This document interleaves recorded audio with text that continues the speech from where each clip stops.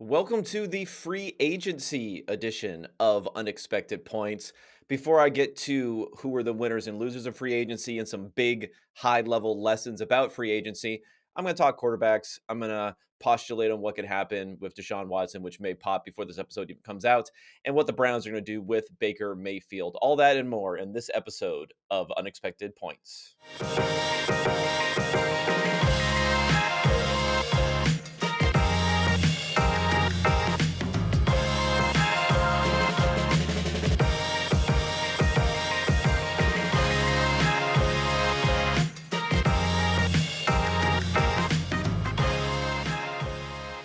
Alrighty. We are recording. I have to timestamp this thing here for free agency because the stuff may go down as we're talking, but it is 2:32 Eastern Standard Time, the only legitimate time zone on Thursday, March 17th, as I record this. So, like I mentioned in the intro, we're going to go through some of the Watson stuff. It seems like it's been narrowed down now to two suitors, the Atlanta Falcons and the New Orleans Saints, and ping-ponging back and forth based upon whispers and Twitter emojis, which team is believed to have the inside track and will eventually sign him, which is probably going to be announced before a lot of you guys listen to this. So I'll try to touch on both subjects. But before I do that, I will refer you back, listeners and viewers here on YouTube who may not have heard my last episode or seen my last episode that came out on Monday, where I go into the reaction to the declining charges, the no bill, as they say, in the grand jury and not charging Deshaun Watson.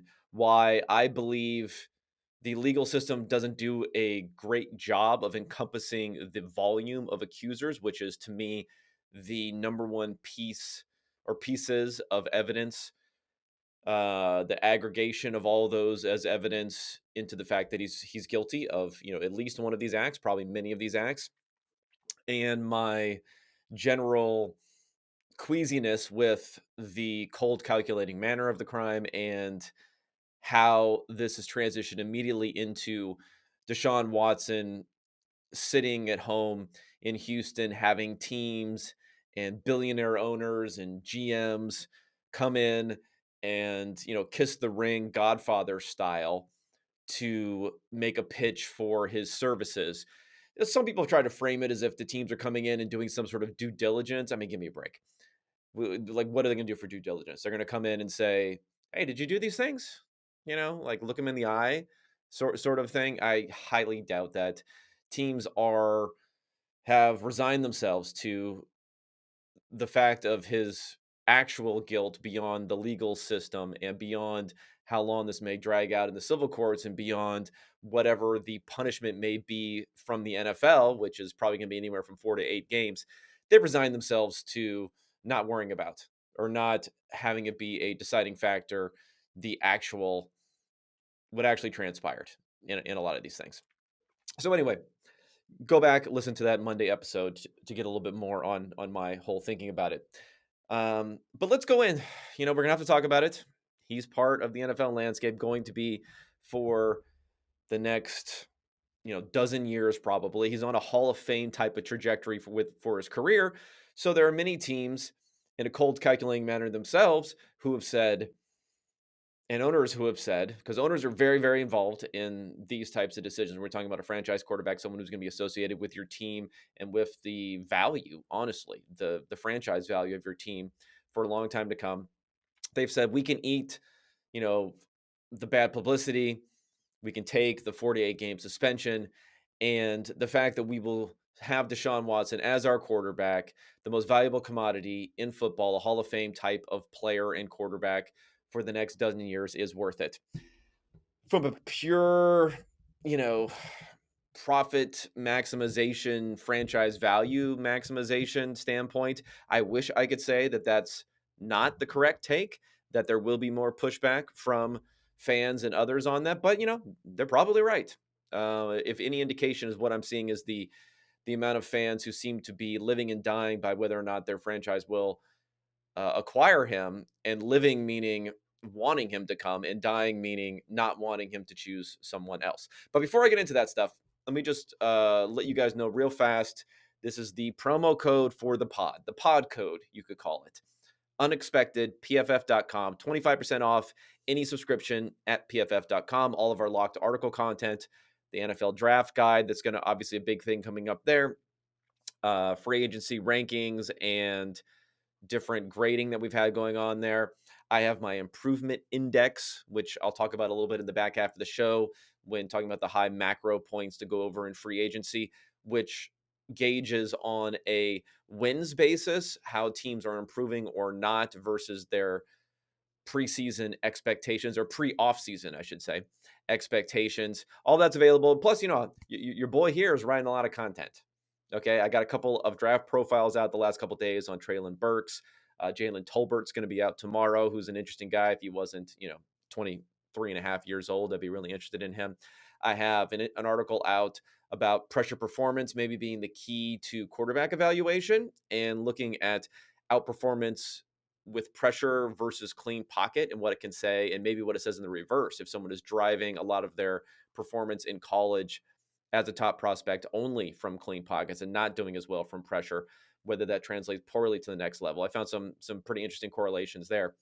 So that sort of stuff is coming out, and more research will come out from me and others at PFF that you should check out.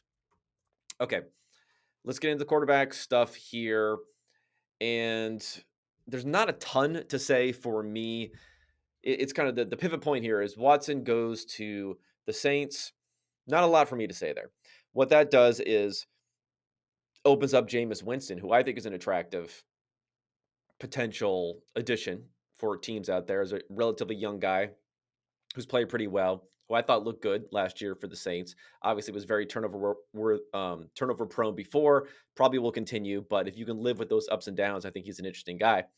And once they bring him in for the Saints, they are probably going to immediately restructure his contract, maybe bring back Armstead, free up some more money there. They haven't lost too many guys there. I mean, they lost Marcus Williams, who's a stud, and the Ravens, um, who are pretty penny pinching sometimes when it comes to free agency, dropped the bag off at his house for, I think it was a $70 million contract for him. So that was a big deal, and brought him in. So the Saints have had some ramifications. And I think immediately what's interesting about the Saints potential for Watson is, if he's not suspended for the entire year, even if it's half the year, I think in the NFC South, which has gotten better since Brady's come back, but which is fairly weak, in the NFC generally, I mean, we're talking about a situation where in 2022 season, the back half of the 22 season, we could have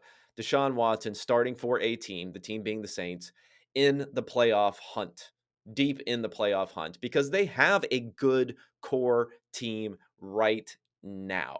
Michael Thomas coming back, an offensive line that looks pretty good, Alvin Kamara in the backfield, a defense which played well last year.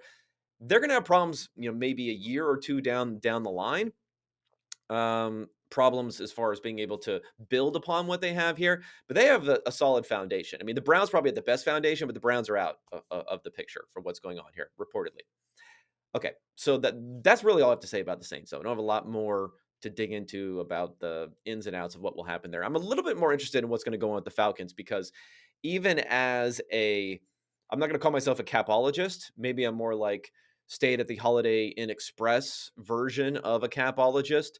But I pay attention to these things. I read everything that Jason Fitzgerald at Over the Cap puts out. I listen a lot to Brad Spielberger here at PFF, everything that he has to say about this, although I think he's a little bit wrong about the potential trade compensation for Matt Ryan. And again, I'll get to that. I don't understand I understand that the Falcons have cap space. I understand they can make some more cap space, but when we're talking about Matt Ryan here, when I look up the numbers for him, his is a 50 something million dollar dead cap hit. Now I know they restructured, so maybe that's gone down a bit there. So it's quite a big hit for him. So the question really becomes, what can you get for Matt Ryan, because Matt Ryan would have to move in this circumstance. I'll tell you what my preferred thing is, and then I'll go over maybe the outside stuff. I'll go the outside stuff first. So on the outside, I'm just not very sure the market is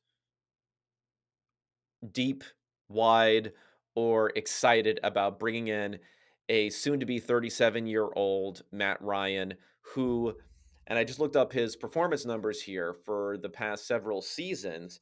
So I know, things aren't great in Atlanta, but if you look at his grading, starting from his MVP season in 2016, it went second, third, eighth, 16th, 11th, and then 15th last year. So the last 3 seasons, solidly middle of the NFL type of grading, which, should help account for some of the deficiencies that he has, just how well he's actually throwing the ball, how well he's making decisions, things like that. Now, if you go to EPA per play, expected points added per play, the preferred analytics metric for advanced stat for quarterback value, again, starting back at 2016, starting back at the high point of his MVP season. He was number 1 that year. It was the MVP. Then he was 7th and 4th, so maintaining that top 5-ish sort of thing, just like he kind of was on the grading side. And then in the last 3 seasons, 14th, 15th, and 21st. Now, the 21st really shows you the downside of the surrounding talent that he had with everyone clearing out, Julio gone, Ridley gone, an offensive line that was playing like poop the entire time, a rookie tight end who hadn't quite developed yet. So it is worse than his grading, which was 15th. But still, if we're talking about 15th best quarterback in the NFL, or somewhere between 12 and 15, let's say, in the NFL, at soon to be 37 years old, who probably does not have a Hall of Fame type of career. I mean, maybe it's on the cusp of that, has an MVP, has a Super Bowl appearance, but hasn't been a super strong performer when not throwing to Julio Jones and Calvin Ridley and Tony Gonzalez before that. He's had weapons throughout his career. Julio Jones being one of the best quarterbacks of all time, so he's always kind of had that. Like, I just don't see the big difference between him and I think Phillip Rivers would be the closest analog that I could think of for Matt Ryan. And Phillip Rivers, before the 2020 season, before he was not re-upped. They let his contract expire for, I guess, I don't know if it was San Diego or LA at that time. I guess it was before the first season in LA for the Chargers.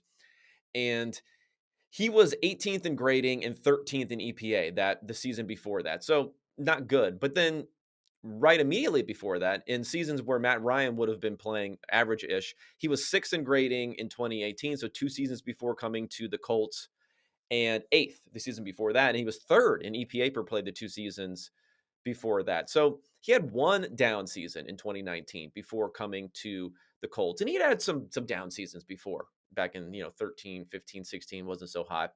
But his resume of performance over his career, in my opinion, has been higher. He was better. He had more recent good performance coming into the Colts. And when he came into the Colts, it was a 1-year, $25 million contract, and they didn't have to give up anything. So what are teams going to give up for Matt Ryan on 2 years, $50 million? You can get out of it after 1 year. So a kind of an equivalent sort of contract. I mean, I think we're talking about a day 3 pick. I don't think we're talking about anything more than that. And I know you could say you're more likely to win over the next year or two with Matt Ryan than you would be with other quarterbacks who may hit the market, like a Jimmy Garoppolo, like a Baker Mayfield. But I don't think they'll necessarily pay more for him, just because there is a large age bias when it comes to the trade market. And it's almost binary, where if you're a superstar player like an Aaron Rodgers, the age bias doesn't exist at all. And then if you aren't, there's just a huge discount to what you're going to be valued for. And Matt Ryan falls more into that second category for me.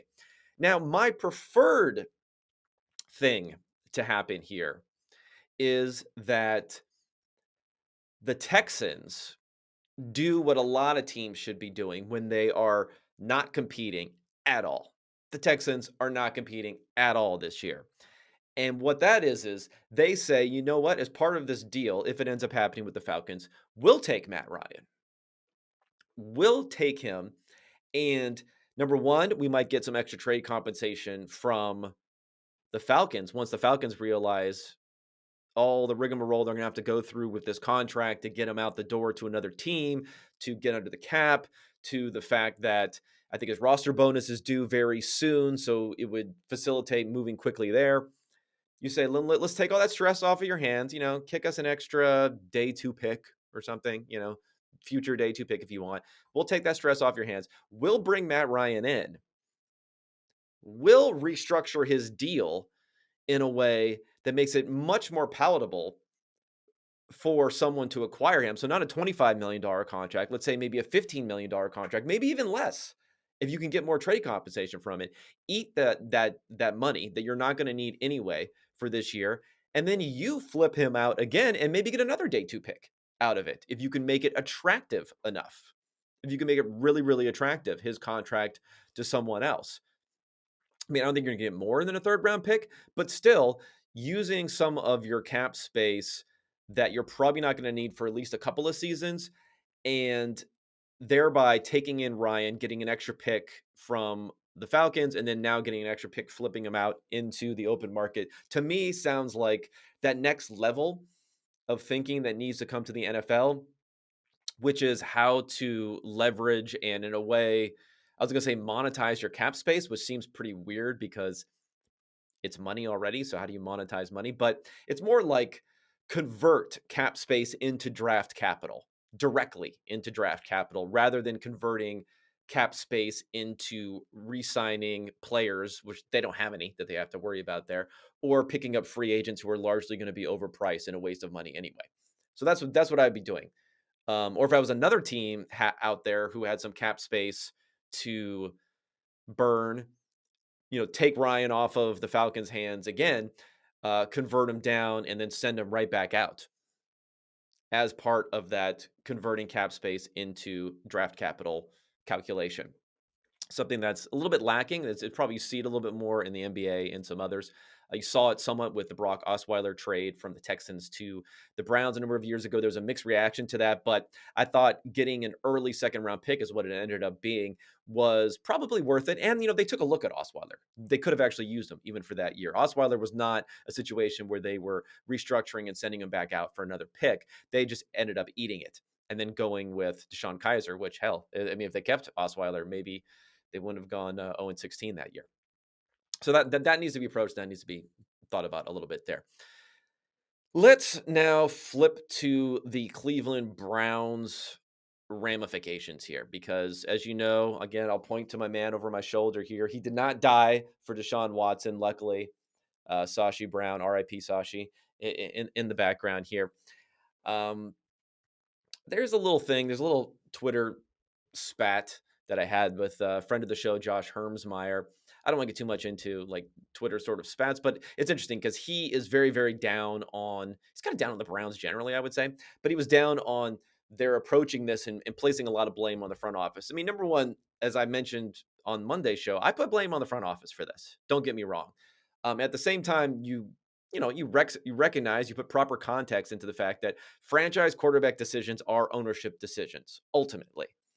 Front offices can influence, front offices can push in one direction or not. Front offices can maybe stomp their feet and be upset if they're not getting what they want out of it. But ultimately, if the ownership decides they want to pursue someone or not pursue someone, that is what is going to happen. You don't need to be a genius to present to ownership, hey, Deshaun Watson, let me convince you that he really is a good quarterback. And let me convince you that there's not going to be that much of a PR downside to that, because that's what the ownership cares about. No, the owner can figure that stuff out on their own. They don't need someone to pitch them on Deshaun Watson's football talents. So, with that context, we don't really know what Cleveland wanted or didn't want from the front office or from coaching here, but sounds like they're not so hot on Baker Mayfield. And of course, the big quote that came out was, I don't have an audio clip of it, but it was reported that, well, not reported, but it was broadcast out onto Twitter what Chris Mortensen of ESPN said during a broadcast that the Browns and Baker, they're breaking up regardless of Watson, and they quote unquote want an adult at quarterback. And I thought this was a funny one because Um, it's true. I mean, he's kind of a baby, whatever. Aaron Rodgers is a baby. So it's not about the babiness. That's not really a word, but it's not about the whininess. It's not about the petulance. It's not about the whatever of your quarterback. That matters a lot as far as your football results are concerned. I mean, it makes your life a little bit easier to not have to have Baker sniping at Stefanski's play calling, or the fact that Stefanski wasn't, defending the players enough, and whatever else, not defending him enough, and other sort of sniping that was going on from Baker. Baker writing his letters to the city of Cleveland, even though he's not gone yet, he's already writing this kind of like goodbye letter, which again, he's kind of in his feelings a little bit. He could probably hold back on it, but he couldn't. But that's who he is. I don't think you can get too mad for someone for being who they are. You just take that into your assessment. So if Baker was playing well enough, if he was playing as well as Aaron Rodgers plays, it wouldn't matter that he's a big baby. It just would not matter.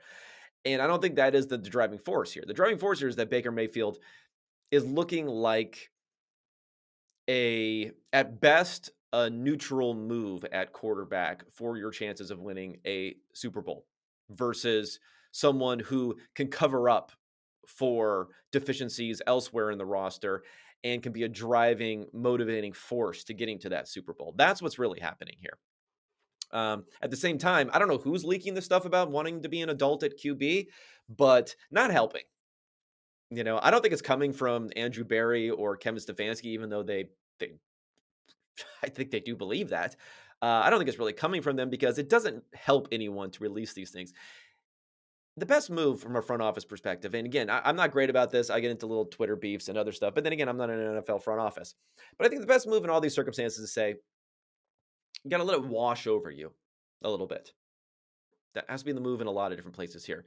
Baker Mayfield is Baker Mayfield. When he says something or he does something out there, take a deep breath, let it wash over you. Move forward. Work with who you have. Don't waste too much mind space being dissatisfied with something you can't necessarily change, while at the same time be potentially looking to upgrade. It's just you don't need to be to winning the PR battle out with the Chris Mortensons of the world. My assumption is it's not, like, again, it's not Barry, it's not Stefanski saying these things. It's someone else below, and then Mortensen could just say, "This is what the Browns think," even though Andrew Berry may be looking at it like, why did you say that? Um, so anyway, so that would be my advice to Browns decision makers there and how they should go for it. So now that the Browns are out of the gross Deshaun Watkins sweepstakes, um, they said, this is Mike Garafolo from NFL Network reporting here, saying that the team still views Baker Mayfield as their quarterback going forward. They told Mayfield's agents at the combine that they'd only explore top tier quarterbacks such as Watson. Got a couple problems with this one. Number one, actually, still view him as their quarterback. That's fine. I think there's a better chance than others that Baker Mayfield may be their quarterback. You all sit down, you discuss the fact that, hey, listen, we got you under contract 1 year, $18 million. We haven't completely closed the door to re-signing you after this, although it might be mostly closed. At the same time, we don't have a better option here at quarterback, and we want to win. We have a great team that we're putting around you. We're bringing in Amari Cooper. We may be bringing in another wide receiver in the draft. We brought in all these guys in free agency last year, and it behooves you, who had Baker Mayfield, who had the best year of his career in Stefanski's first year a couple seasons ago. It behooves you to come in, to work hard, to get this team to the playoffs, to have the best year of your life. And then if you hit free agency, you're going to get an incredible contract at that point. You're going to be at a top level. You're going to have secured probably a starting job for the next several seasons in the NFL. Let's get together and let's do that as a team, even if we had our conflicts last year. And if you have to swallow some pride as a coach or as a front office person, knowing that Mayfield's going to be Mayfield, go ahead and do that and work to make that happen.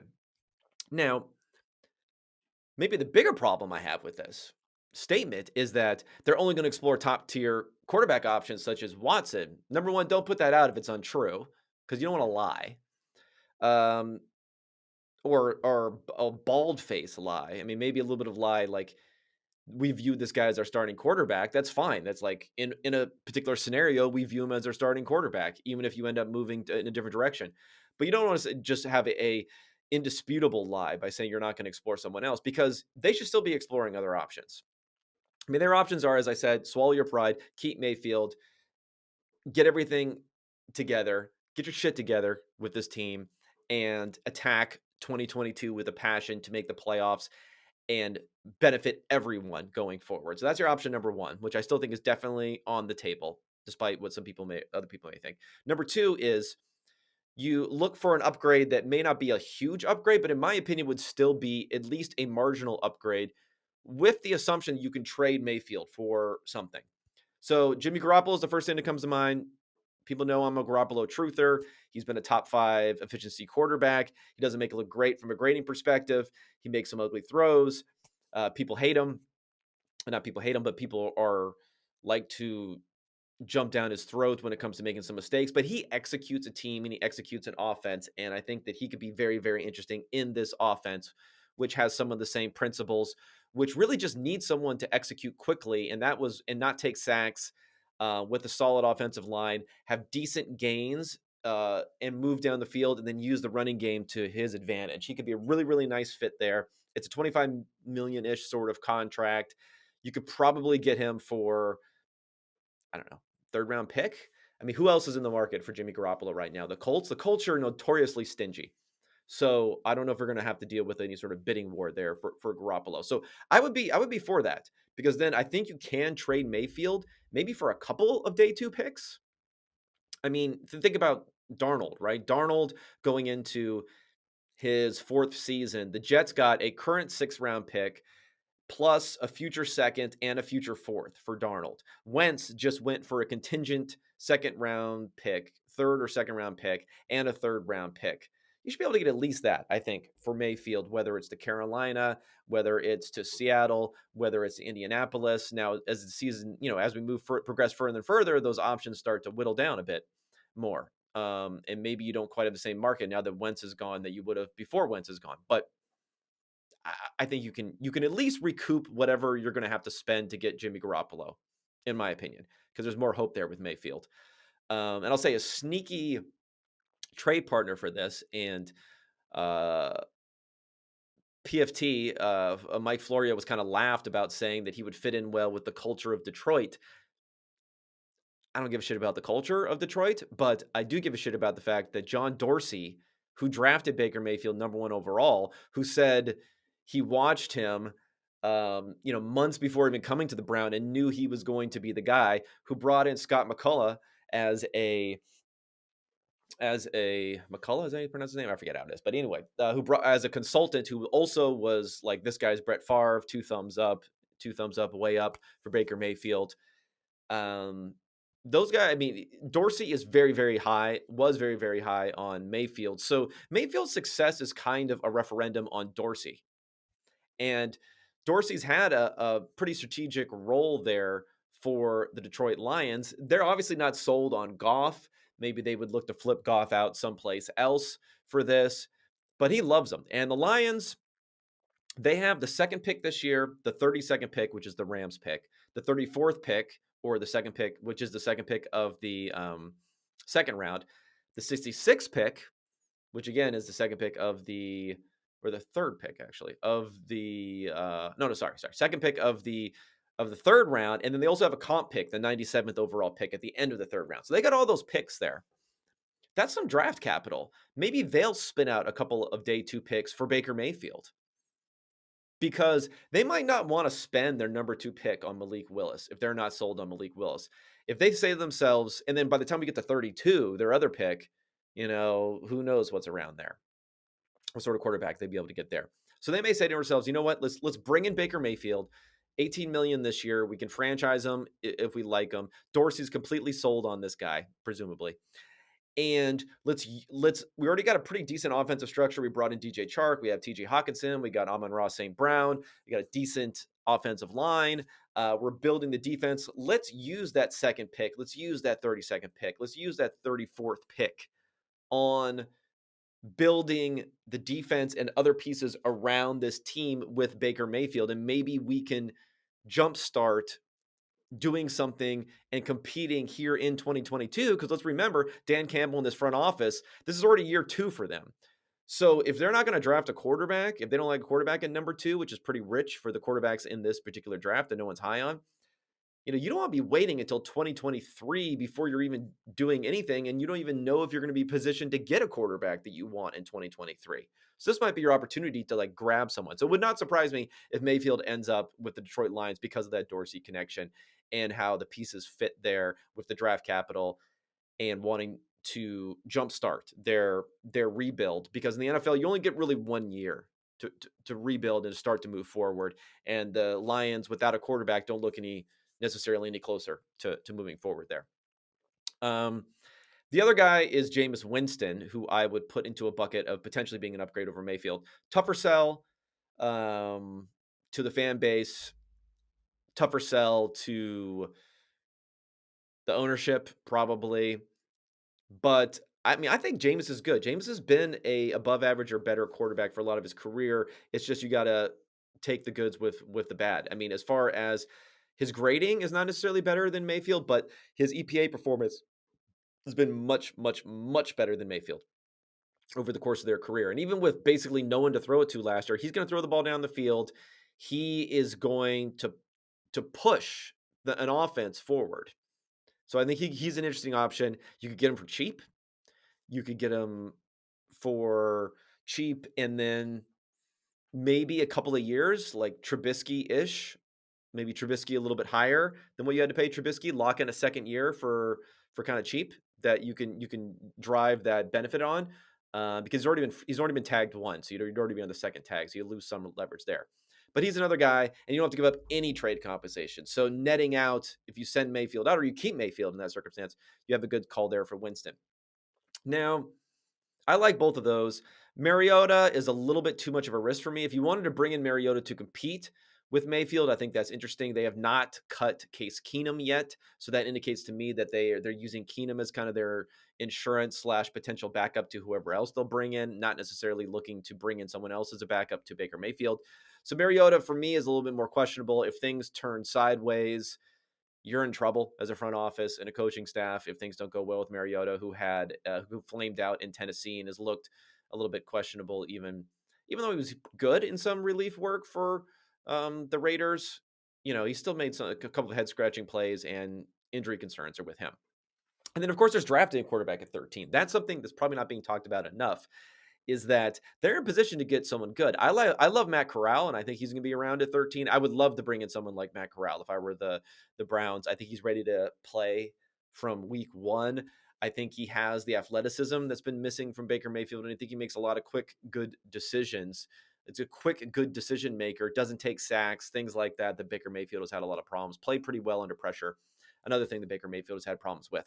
So that's the layout for the Browns. I would always be looking to move on from Mayfield, but then also you just have to never close any doors. Never close any doors, whether it's locking in Mayfield or closing the door to a certain type of quarterback. Be ready to potentially do anything there with the Browns. And then maybe there'll be another quarterback carousel sort of thing to happen, and we will find out that going forward. Okay, before we get to free agency, let's talk All 22. Our friends at All 22 are unveiling the newest fantasy football game that hundreds of PFF employees have been playing. All 22 uses weekly PFF grades as one of its main roster scoring components and tests your ability to build a full 53-man roster, offensive line included. If you've ever dreamt of sitting in an NFL front office, if you enjoy the scouting process, you'll want to check out All 22. Join the waitlist at all22-com. all22.com with nothing more than your email. If you join the waitlist before the NFL draft, you'll receive a special promo code for your All22 subscription. Waitlist users will even gain access to premium content like inaugural draft guides, in-season strategies, future release announcements, and more. Be sure to follow All22_PFF on Twitter, all 22, premium fantasy football powered by PFF. And let's talk DraftKings. Hoops fans, the latest offer from DraftKings, an official sports betting partner of the NBA, is too good to pass up. Just bet $1 on any team and get $150 in free bets. If they win, it's that simple. If the sportsbook is not available in your state, huge cash prizes available with daily fantasy basketball contests. All new customers get a free shot at millions of dollars in total prizes with their first deposit. Download the DraftKings Sportsbook app now. Use promo code PFF. Bet just $1 on any NBA team and get $150 in free bets if they win. That's promo code PFF at DraftKings Sportsbook, an official sports betting partner of the NBA. 21 or over, minimum age and location requirements vary by jurisdiction. See DraftKings.com/sportsbook for a full list of requirements and state-specific responsible gaming resources. Gambling problem, call 1-800-GAMBLER. All right, let's go ahead and knock out Manscaped here. Can I get a round of applause for Manscaped? I should have got a sound drop here for applause. Today, I'm excited to announce Manscaped launched their Ultra Premium Collection. Believe it or not, it's a favorite for your not-so-private parts. I'm talking about leveled up hygiene routine for with your favorite manly scent. This is an all-in-one skincare and hair care kit for the everyday man and covers you from head to toe, literally. Manscaped is trusted below the waist. Now trust them with the rest. Join 4 million men worldwide who trust Manscaped by going to manscaped.com for 20% off and free shipping with code PFF. Get 20% off and free shipping with code PFF at manscaped.com. That's 20% off free shipping with code PFF at manscaped.com. The power of attraction is now in a bottle thanks to Manscaped. Okay, so free agency. I'm going to hit this a little bit different. I'm going to try to lean into the name of the podcast here, the Stick to Sports, not Stick to Sports, sorry, the unexpected points, right? And not just say, okay, here are my top 5 value free agents. Here are the top 5 worst signings. Here are the top 5 teams that benefited. You can get all that crap on PFF.com. You can look at the improvement index. You can see that, guess what? Quarterbacks are really valuable. Never would have suspected that. But I want to go more higher level on like lessons that you need to know, way to judge free agency. It might be a little bit pedantic, as I say, but I want to like figure like these higher macro issues are really important because then you're going to know how to parse through the micro nonsense. So this is a little bit of like lessons going into free agency. Maybe I'm even going to kick it back to one of my themes from last year, a little bit like another back to school segment. Not sure if that came through correctly. It sounded a little bit slow. That was a clip from RIP Ronnie Dangerfield in his 1980 something classic Back to School. So, high level discussion here on free agency. Free agency is the path of mostly the worst franchises in the NFL. I mean, if you look at my improvement index, the Jaguars are up at second now because they've just been piling money into free agency. So there is a bit of negative incentive going on here. It's what they call adverse selection. If you think about adverse selection in terms of like applications for adverse selection, insurance is an adverse selection thing. Like you're more likely to get insurance or to pay more, let's say, if your company plan to get enhanced benefits, maybe to get more life insurance or something like that. If you're taking bad care of yourself or you have health problems or something like that. So insurance companies have to build that into their pricing, is to know that they're more likely to get unhealthy clients than healthy clients because they're providing a pooled network of benefits that everyone's going to pay a certain amount into and get maybe a higher proportion of the benefit out of that. So the adverse selection in free agency is you're bidding on players who those teams have already decided they didn't want them. And it's not that they don't want them at any cost, but they don't want them at whatever the market will bear. Likely, they don't want them at whatever the market will bear because that player is choosing to go out into the market rather than re-sign a smaller deal with their own team. And because of that, you are bidding on players in free agency who probably do not have hidden benefits that you don't know about, but may have hidden costs, whether it be how they act in the locker room, whether it be how they are as teammates, whether it be their work habits. Um, because if you're strictly looking at the stat sheet, the value sheet, our WAR number, something like that, you might get fooled into thinking that player X is worth just as much as player Y, who was re-upped by his own team. But then because of this adverse selection effect, you're not going to know about these hidden costs that these other teams do know about. And then they sent them out into free agency because of that. So that's number one, why free agency is difficult for teams. Number two is there's kind of a diminishing return on players once you get above about $10 million a year in annual contract. Fellow data scientist at PFF, Timo Riske, does some of the best research out there. He's done some research on free agency recently, and that seems to be an inflection point where if you look at the curve for WAR gained, wins gained, if you want to say by dollar, it goes up in a steep manner between about 0 and 10 APY, annual per year salary, and then it trails off. It's not nearly as steep continuing to go forward. Now you have outliers where they vastly pay off on those contracts there, but there are more busts which end up dragging down that calculation. So again, the teams that have the most money to spend are going to be more likely to spend it on the most expensive players, are the most likely to need top tier talent, not just filling in the roster talent. And because of that, they're going to outbid for them. And again, if you're going after these top tier players and they're not being re-signed by their own team, those are probably really the adverse selection type of guys. Any top tier player who's viewed that way, whose own team doesn't want, especially when you can figure out all these ways of restructuring around the cap, are probably have the most downside bust risk. The second part of it is the more money you spend, the longer it takes to recoup even a successful investment in a player. If you don't spend that much on a player and they knock it out the park in year one, and let's face it, free agents, most of their value is in year one. Some still have value in year two. Fewer and fewer adding real value to their teams or stick on their teams beyond 2 years. Pretty few in there. So you can recoup a smaller investment for a player who comes in and plays like a star, if you didn't spend that much on them in the first place. Whereas if you spent a lot in free agency, a player plays like a star is only going to be you a bit of a marginal benefit there. So things are skewed towards not spending as much, which again, it's going to be more the teams that have talent already that they've surrounded through the draft. Another way free agency is this negative feedback loop into teams is the compensatory pick formula.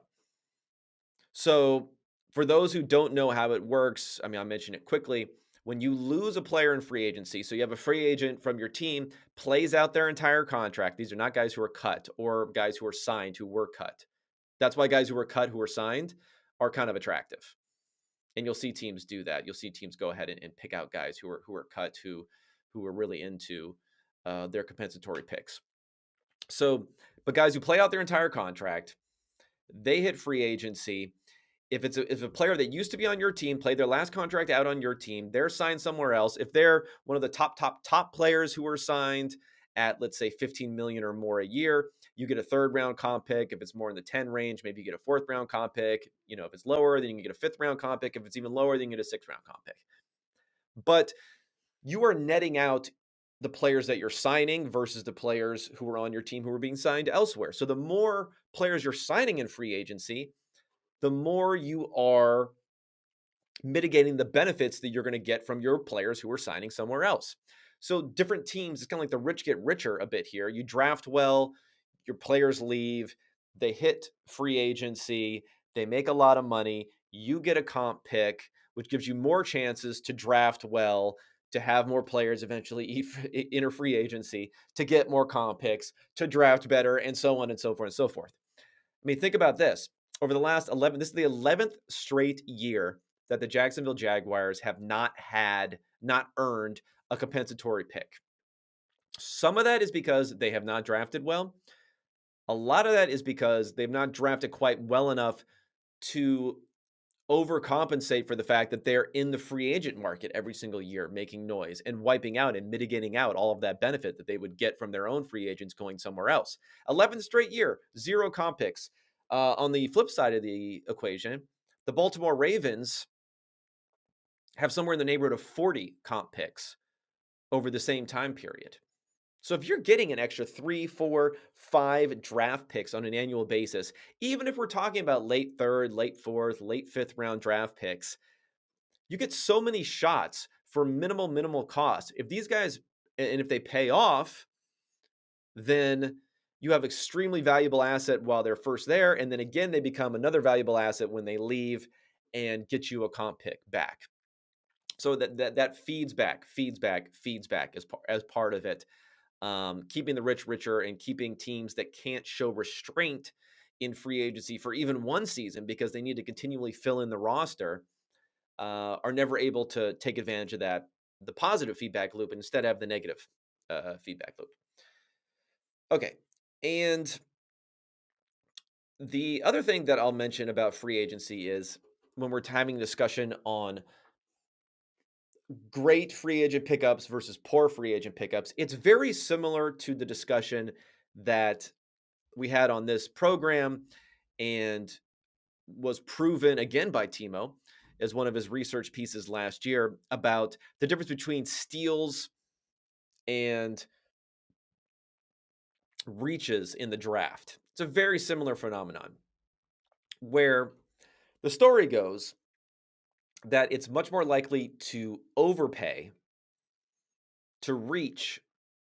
You can be much more confident that a reach is a reach in the draft than a draft steal is a steal. Same way in free agency. I think you'd be more confident an overpay is an overpay, calling Christian Kirk, Zay Jones for the Jaguars. You'd be more confident in that than you can that someone is a steal, especially if it's a big contract. If it's a smaller contract, if there are reasons for certain players wanting to go for certain teams, those sorts of things, yeah.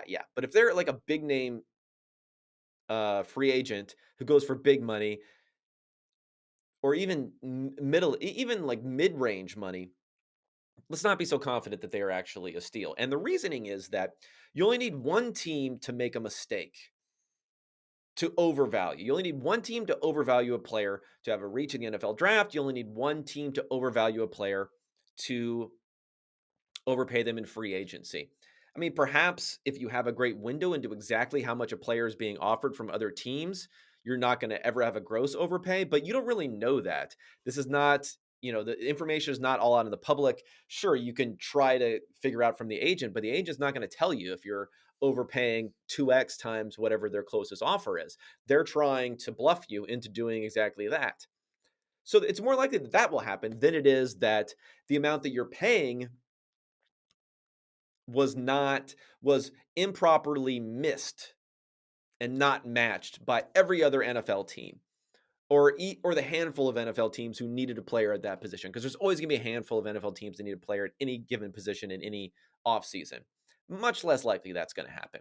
You're going to need multiple teams to all have misvalued, and then you're going to sneak in and grab that.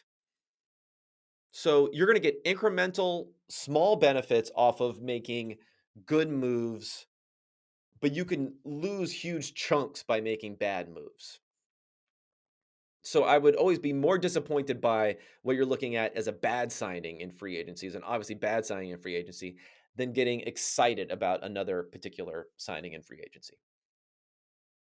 Okay, and this might be the last point that I go over here for free agency, because again, I'm not going to get into the individual players and this and that. Maybe I'll do that next week when I'll compile some numbers and actually have some real research ready for you guys. But the last thing that I want to mention here about free agency and how to think about it is that, we talked about is like a high level discussion of how impactful these signings actually are. And again, I don't want to get into the specifics of little debate that may have gone on in the not so recent past about how much value players are actually adding or aren't adding. But It's incremental for most of these players who are not quarterbacks. None of these players who are being added into free agency, by my numbers, you would project to add even half a win if they are not a quarterback. And the reason is that even in a best non-quarterback season, by our numbers, you're maybe worth a win if you have the best non-quarterback season, excuse me. And so backwards looking, you might be able to get, say, player X is worth a win, or maybe even a little bit more than a win if they have a really, really great season, maybe even as much as 2 wins if they have a really, really great season. But those are outliers. Those are like generational type of seasons when we're getting up to something like 2 wins.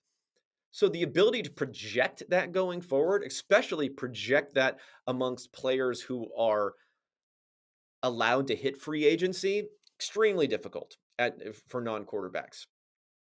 So if you're seeing values out there that are like, oh, so and so would add a win, do not buy it. Do not buy it at all. It doesn't make any sense, because think about like perspective ways that players can affect real markets that we can measure. Let's think about a proxy that we can get for wins.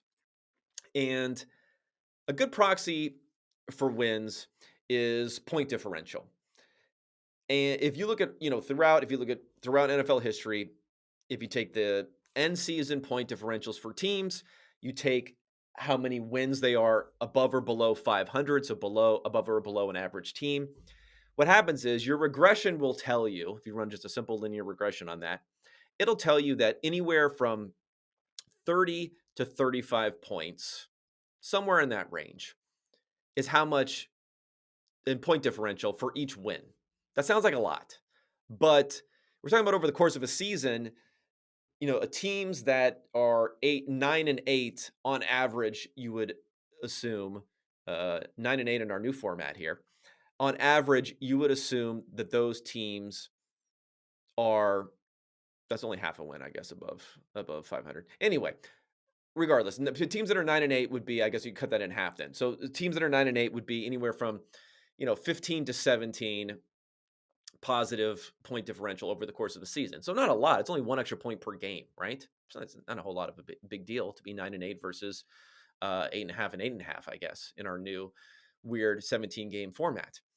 And so on the other direction, flipping back the other direction. So prospectively, if a player was worth 1 win over the course of a season, and let's make this easier on ourselves, and let's assume that a player plays on average 16 out of the 17 games. They miss a game on average.